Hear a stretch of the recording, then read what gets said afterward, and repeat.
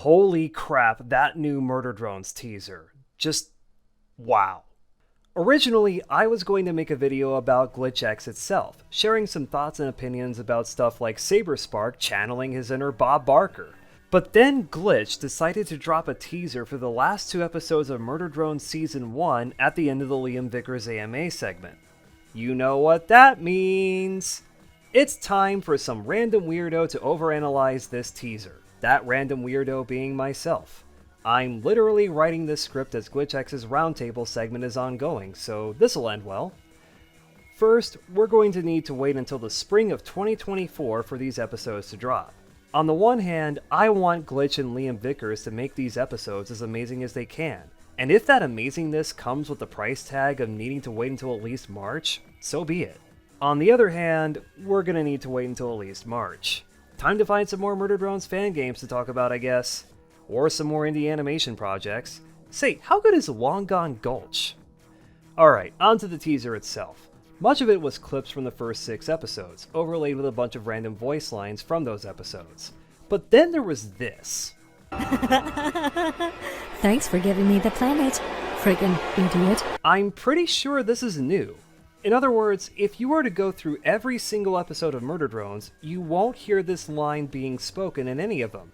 So this might very well be from either episode 7 or 8, and clearly it's the absolute solver speaking. The big question here is, what planet is being referred to? Copper 9 in relation to the core collapse? And who is this friggin' idiot? Did the solver say that to Uzi's mom, Nori?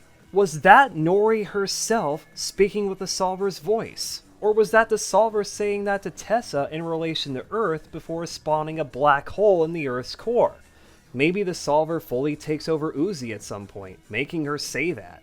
Though if that's true, who they might be speaking to is anyone's guess. En? Tessa? Who knows? Next, the clips from episodes 7 and 8 in no particular order, starting with what appears to be a church guarded by sentinels in a cave. Given how episode 6 ended, this might be what's at the bottom of that elevator. It also may or may not be cover art to some heavy metal album. All jokes aside, this looks awesome and I cannot wait to see more of this place. Next, the En and Uzi moments. Oh man, I don't want bad things to happen to these two, but we all know things are gonna go way south for them. Like En getting dragged into whatever the crap this is. A solver construct? Lots of very human-looking hands in that mess. Now we all know what episode 2 gave us. There was also a clip of En and Uzi hugging in the middle of a huge hall, likely in that church, and we see Uzi crying. Oh man. There's another clip where Uzi is walking up to En, Uzi with what looks like a crucifix in her hand.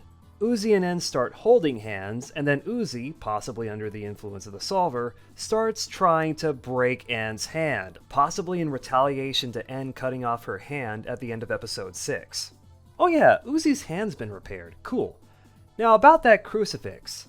In episode 5, Sin and the Solver were referred to as the Antichrist, and episode 3 called them Robo-Satan. Were those comments meant to be taken literally? Were they foreshadowing considering the church and the crucifix? Will En or Tessa need to perform an exorcism on Uzi to get rid of the solver within her?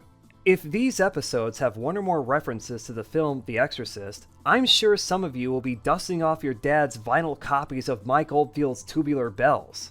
Maybe your granddad's at this point. I've been saying for a long while now that the reason why En and Uzi's relationship is what it is in the show is because that's one of the show's major plot points. Liam Vickers even said during his GlitchX AMA that they were meant to be together, pointing out how they're capable of covering each other's weaknesses and supporting each other well and other wholesome stuff like that. Clearly, that relationship's going to be tested big time in these next 2 episodes. Just listen to En's voice and the few new lines he got in the teaser. Needless to say, if I could hug him, I would. There's a brief shot of Copper 9's core collapse right after a shot of Nori's bedroom door, I guess, being closed.